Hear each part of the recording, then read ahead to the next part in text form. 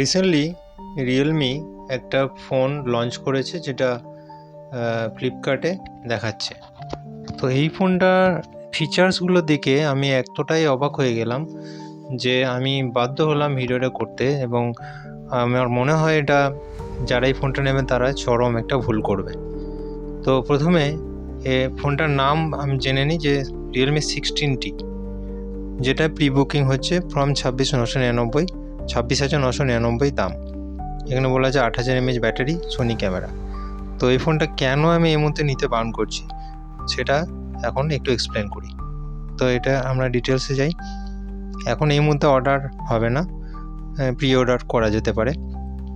তো এখানে 6GB 128GBর দাম রেখেছে 29,999, 8GB 128GB 31,999, আর 8GB 256GB দাম 34,999। এবার এখনকার যেরকম ফোনের মেমোরি বেড়েছে বা আমাদের ব্যবহার বেড়েছে ক্যামেরা ভিডিওর জন্য, স্ট্যান্ডার্ড হচ্ছে 8GB 256GB।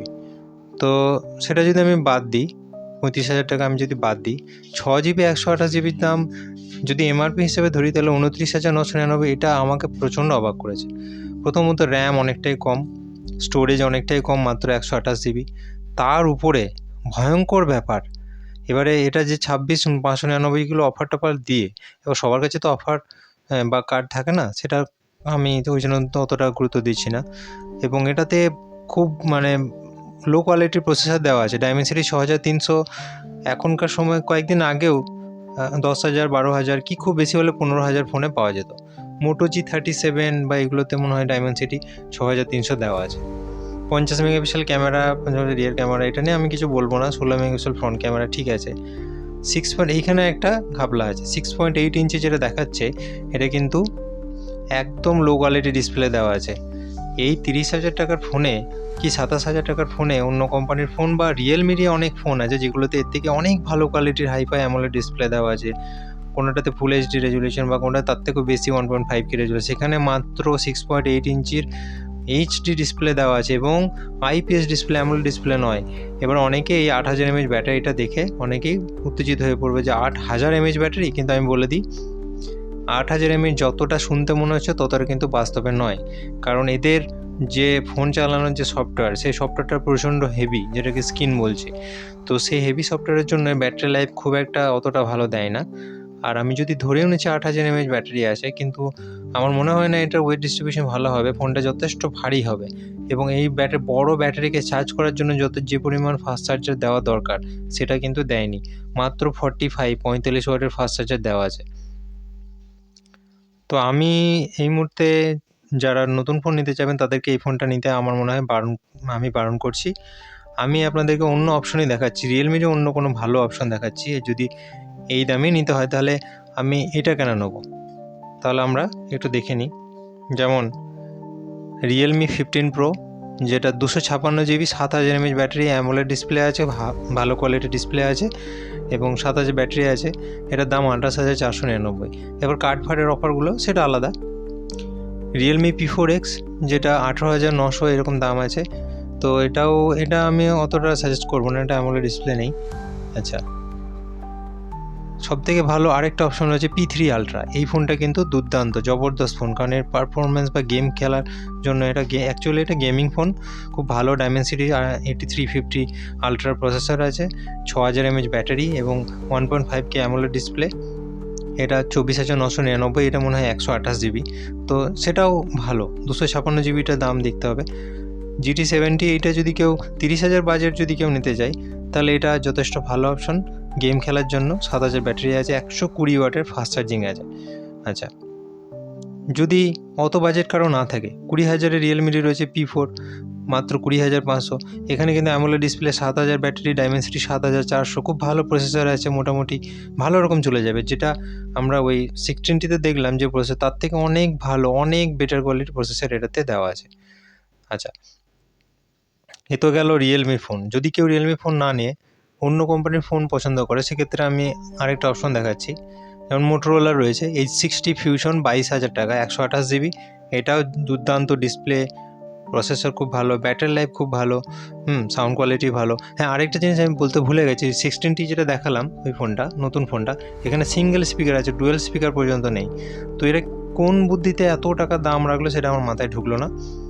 তো চলে আসছি মোটো H60 ফিউশন, তারপরে H70 ফিউশন নতুন বেরিয়েছে। এই ফোনটাও যদি ওই রিয়েলমি থেকে যদি তুলনা করি, আসমান জমিন ডিফারেন্স। এটাতে অ্যামোলেড ডিসপ্লে আছে, যথেষ্ট ভালো কোয়ালিটির প্রসেসর, স্ন্যাপড্রাগন 7 Gen 4 সম্ভবত, 4 বা 3 যে কোনো একটা হবে। আর 7000 mAh ব্যাটারি আছে এটাতেও। এর ক্যামেরা কোয়ালিটি অনেক বেটার ওর থেকে হবে। G86 পাওয়ার 20,000 টাকার, এটাও দাম অ্যাকচুয়ালি ছিল 18,000 টাকা মনে হয়, কিন্তু এখন একটু বেড়েছে। এটা এমনিতে স্টকে নেই, তো যদি কেউ সেটাও নিতে চায় এটা যথেষ্ট ভালো ফোন। আর G96 এই ফোনটাও ভালো, 19,000 টাকা। আচ্ছা, আরেকটা ফোন যেটা ভালো ফোন, ওপো K13 5G, এটা 22,400 টাকা পড়বে। এই ফোনটা কিন্তু যথেষ্ট ভালো ফোন, এটাতে অ্যামোলেড ডিসপ্লে আছে, 7000 mAh ব্যাটারি আছে। এই ফোনটা কিন্তু ভালো। আর তার থেকেও ভালো যদি কেউ 29,249 এই টাকাটা দিতে পারো, অথবা ফ্লিপকার্টে আছে 29,999 মোটো A60 প্রো। যদি এতটা 30,000 বাজেট কারো থাকে তাহলে এই মুহূর্তে এখনও পর্যন্ত এটাই বেস্ট ফোন, কোনো কথা হবে না, ক্যামেরা, ডিসপ্লে, সাউন্ড, ব্যাটারি সব দিক থেকে। তো আমার এটাই এই ভিডিওতে দেখানোর উদ্দেশ্য ছিল যে আমরা মানছি যে ফোনের দাম বেড়ে গেছে, 4,000-5,000 করে বেড়েছে, সেটা আমি স্বীকার করছি, কিন্তু তা বলে দাম বাড়তে পারে, হয়তো র্যামের দাম বেড়েছে বা মেমোরির দাম বেড়েছে, সেই হিসাবে আমি ধরে নিচ্ছি 6GB র্যাম 128GB মেমোরি, এটা ঠিক আছে, ধরে নিচ্ছি যে এটা না। কিন্তু তুমি 30,000 টাকাতে এত বাজে কোয়ালিটি ডিসপ্লে দিচ্ছ, নর্মাল HD ডিসপ্লে, তার উপর আবার IPS ডিসপ্লে দিচ্ছ, তার উপর সিঙ্গেল স্পিকার। এখনকার ফোনে 15,000 টাকার সব ফোনেই ডবল স্পিকার দিচ্ছে বা তার বেশি ফোনে তো আছে। তো আমি কখনোই এই শুধুমাত্র এই ব্যাটারিটা দেখে যে নিতে যাবে ফোনটা, সেই কিন্তু একদম ফাঁদে পড়ে যাবে। তো আমি সবসময় বলবো এই ফোনটা এখন এই মুহূর্তে অ্যাভয়েড করতে। তো এখন যেহেতু পুরোনো স্টকে যে ফোনগুলো আমি দেখালাম, সেই ফোনগুলো এখন পুরোনো স্টকে চলছে, তাহলে এখন যেহেতু এই ফোনগুলোর দাম এখনও আগেকার দামেই পাওয়া যাচ্ছে, তাহলে আমার অত পয়সা দিয়ে ওইরকম ঠকে যাওয়ার কোনো প্রয়োজন নেই। পুরোনো স্টক এইগুলো যতটা স্টক আছে ততক্ষণ পর্যন্ত আমি এইগুলোর মধ্যে যে কোনো একটা পছন্দসই নিতে পারি, অথবা মোটোরোলা ফোনও নিতে পারি, যেগুলো এখন কম দামে, এখনও কম দামে পাওয়া যাচ্ছে, এখনও পুরোনো দামেই পাওয়া যাচ্ছে। এগুলোর দাম কিন্তু এবারে নতুন যেগুলো বেরোবে, এগুলো যখন স্টক শেষ হয়ে যাবে, হয়তো 6 মাস পর কি 8 মাস পরে যখন স্টক থাকবে না, তখন কিছু করার নেই, তখন বাধ্য হয়ে হয়তো তখন সিচুয়েশানটা ওই রকমই হয়ে যাবে।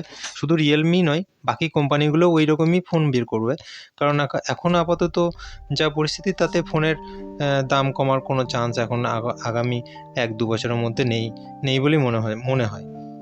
তো সেক্ষেত্রে যদি কেউ নিতেই চায়, তখন যদি উপায় না থাকে পুরোনো স্টকের বা পুরোনো দামের যে ফোনগুলো, তখন সে নতুন ফোন নিলে কোনো অসুবিধা নেই, তখন তাকে বাধ্য হয়ে নিতে হবে। কিন্তু এখন যদি আমার হাতে এত অপশন রয়েছে, আমি তো এইগুলো দেখালাম, এর বাইরেও অনেক অন্য কোম্পানির অনেক ফোন আছে, সবগুলো হয়তো দেখানো একটা ভিডিওতে সম্ভব হলো না।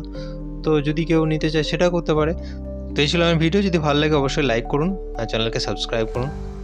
এই ধরনের ভিডিও আরও পেতে এগুলোর সঙ্গে থাকুন। দেখা হচ্ছে পরের ভিডিওতে। ধন্যবাদ।